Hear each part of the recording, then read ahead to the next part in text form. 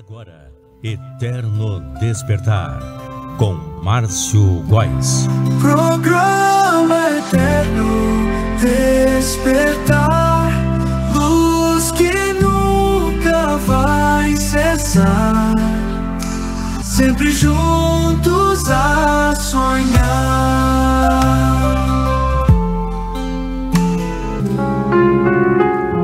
Amigo, amiga, irmãos e irmãs na fé. No ar ao vivo pela Rádio Marte nesta terça-feira, Eterno Despertar. Também pelo Castbox, pelo Spotify, na nossa live no Facebook e em qualquer horário quando você ouvir nossas reprises nas diversas rádios que transmitem o nosso programa. Seja bem-vindo, seja bem-vinda.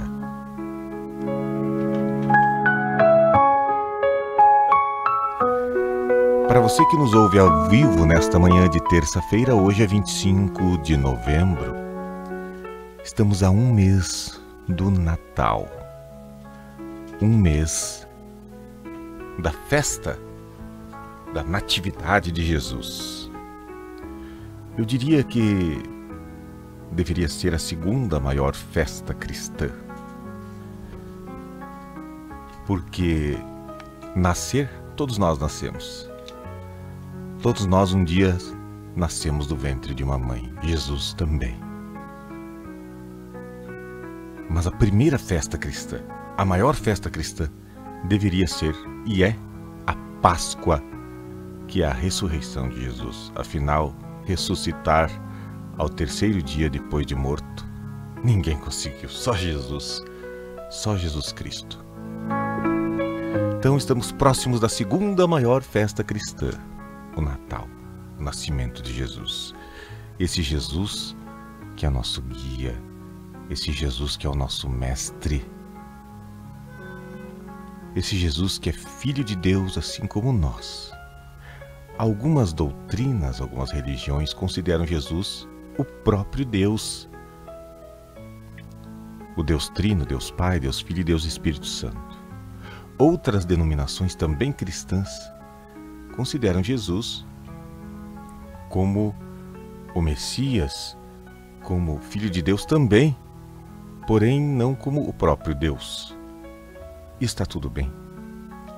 São visões diferentes da mesma fé, são visões diferentes do mesmo Espírito, esse Espírito de luz que é Jesus, que esteve encarnado há mais de 2000 anos aqui nessa terra e que nunca nos abandonou. Jesus continua presente nos momentos da nossa vida. Às vezes não percebemos porque estamos tão preocupados com a vida terrena, com a vida carnal, com a vida corporal, com a vida material, que nos esquecemos de sentir a presença de Jesus, o Cristo, governador da terra, em nossos corações. Às vezes não é fácil, diante das atribulações, diante das vicissitudes da vida, diante dos desassossegos, como dizia nosso irmão desencarnado há pouco tempo, João Chagas Leite,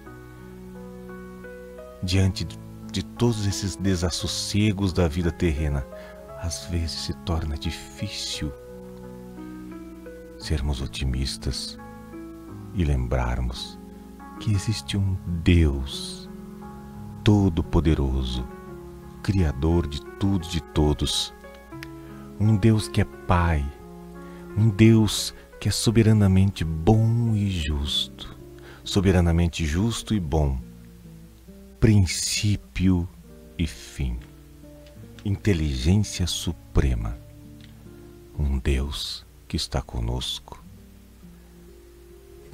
e que mandou Jesus para a terra para nos ajudar, para nos iluminar, para guiar o nosso caminho na evolução espiritual.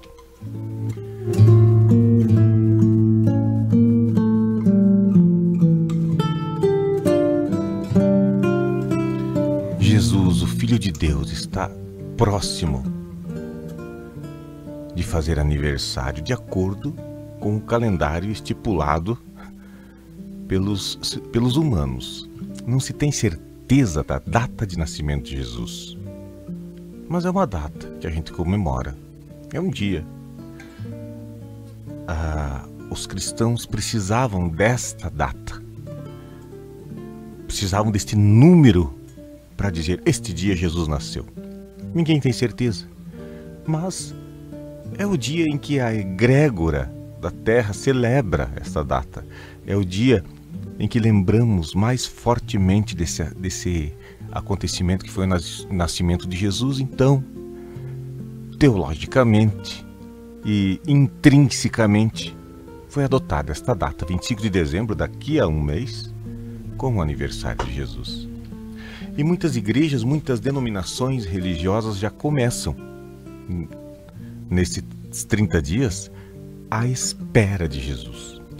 É o tempo de Advento, celebrado pela Igreja Católica e algumas outras denominações cristãs,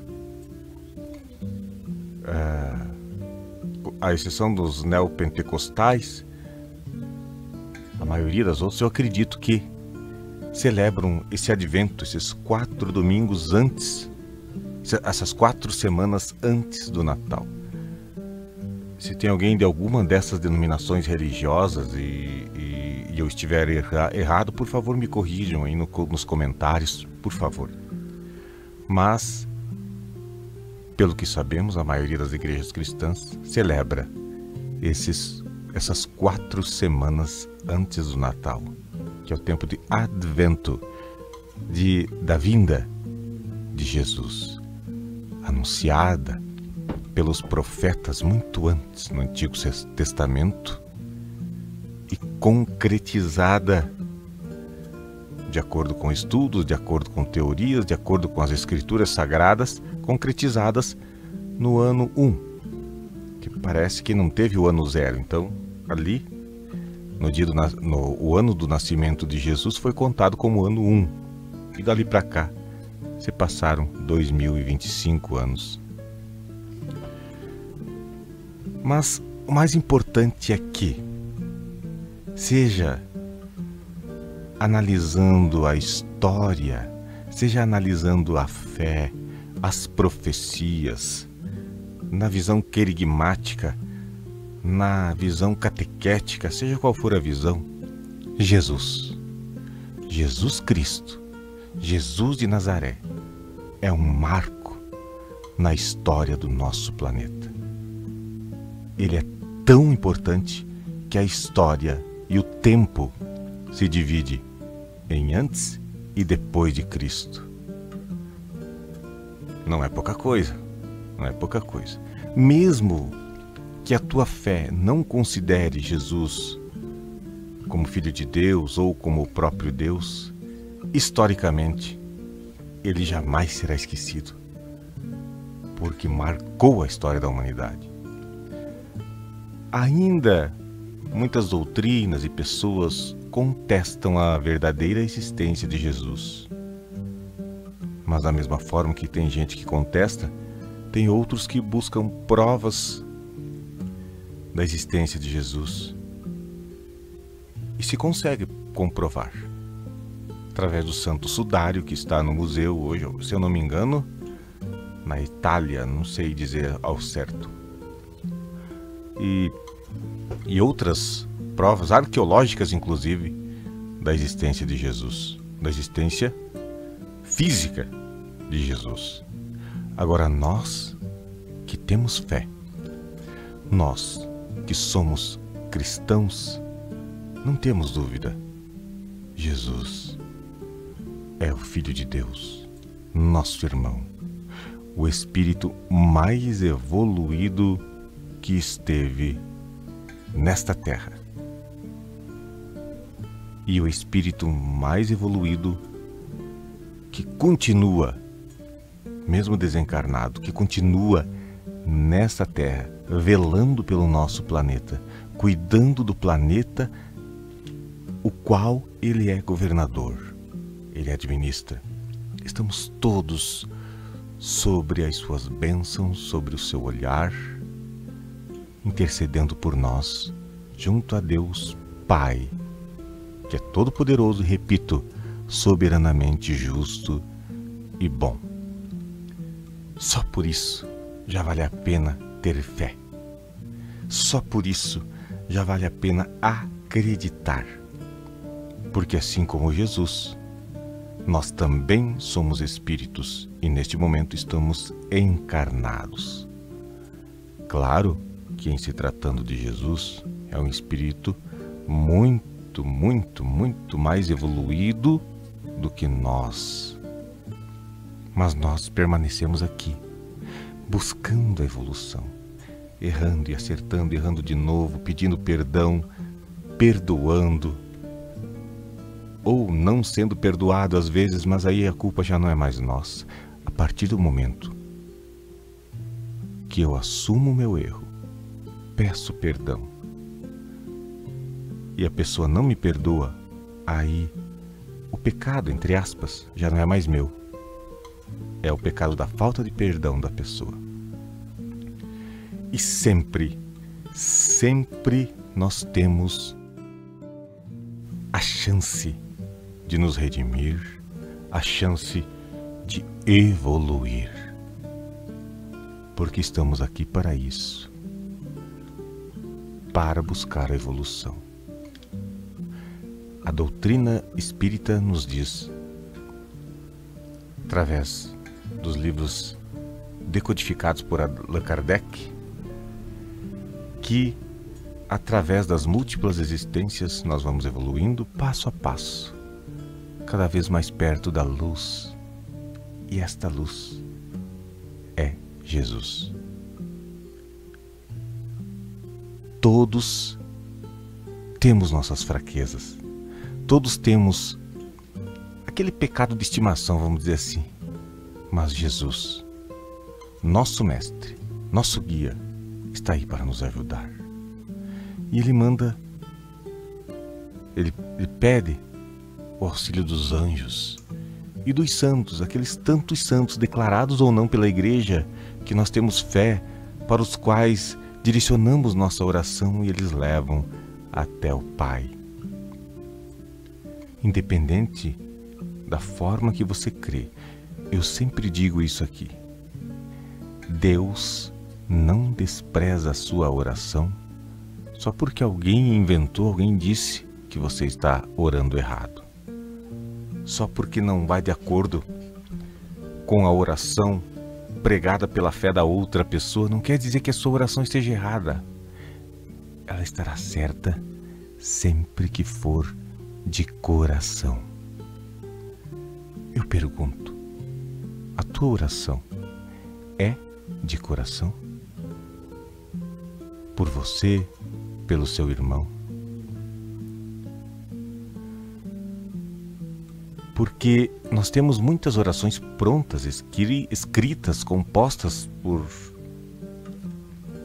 várias pessoas que passaram por essa terra, inclusive a Ave Maria, que é bíblica, que é a saudação da prima Isabel para a mãe de Jesus, quando ela foi visitá-la, que ela saudou dizendo: Ave Maria, cheia de graça, o Senhor é contigo. Bendita sois vós entre as mulheres e bendito é o fruto do teu ventre, que hoje nós sabemos que era Jesus. Existem muitas orações compostas e escritas. A oração do Pai Nosso, que é do próprio Jesus, que ele começa chamando Deus de Pai. E é uma das orações mais lindas, é a oração mais linda do Pai Nosso. A segunda é a oração de São Francisco, a meu ver. Se você pensa diferente, tudo bem, desde que a tua oração seja de coração. Mas o que eu estava dizendo é que existem muitas orações prontas.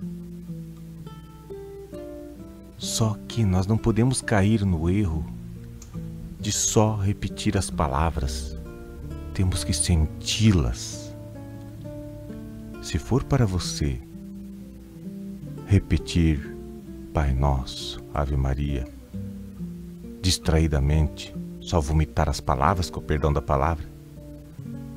Então é melhor que pare, aquiete o seu coração e ore, converse com Deus, com Jesus, com Maria, com a divindade que você acredita, com as tuas palavras do fundo do teu coração e da mente. Veja bem, não estamos descartando as orações prontas, só que elas devem ser não só rezadas, porque rezar é um verbo que vem do latim recitare, que significa recitar, ou seja, repetir aquilo que já foi escrito por alguém, aquilo que já foi dito por alguém. Não estamos desprezando essa oração. Deus não despreza essa oração, nós também não vamos desprezar. Só que precisamos pôr o coração na nossa fala, o coração no nosso pensamento. Sentir as palavras. Quando dizemos Pai Nosso, nós consideramos mesmo Deus como Pai, que cuida e que nos corrige, ou nós só achamos que Deus está aí para nos servir e ser um realizador de favores que eu só procuro quando preciso, quando a minha vida está um caos, aí eu lembro de Deus e aí Deus tem que resolver tudo a minha vida. Eu considero mesmo Deus Pai? Ou considero Deus uma instituição financeira que está aí só para me dar empréstimos e trocar favores comigo? A minha oração é de coração? Ou eu estou fazendo uma troca de favores, como eu falei agora? Ó Senhor, eu faço isso, eu prometo fazer tal coisa se o Senhor me der tal coisa. Prometo rezar, não sei, 10 terços se o Senhor me resolver tal assunto. Deus não é um negociador. A oração não pode ser moeda de troca. Ela deve ser de coração. E nada é por acaso. Temos nosso livre-arbítrio, dado por Deus e respeitado por Ele. Então cabe a nós respeitar o livre-arbítrio dos outros também. Mas é claro, sempre é importante nas nossas orações pedirmos o discernimento para que possamos fazer a coisa certa. No mais, nós somos quem temos que ser, estamos onde temos que estar e temos aquilo que temos que ter, que precisamos ter para a nossa evolução. Então, meu irmão, minha irmã, irmãos na fé, nesta manhã de terça-feira, vamos seguir este dia com essa reflexão, usando o nosso livre-arbítrio para o bem, para a partilha, para a caridade. E assim possamos evoluir passo a passo em direção à luz que é Jesus, que nos leva ao Pai, Deus soberanamente justo e bom. Ore comigo nesta manhã, ou nesta tarde, ou nesta noite. Ore comigo agora.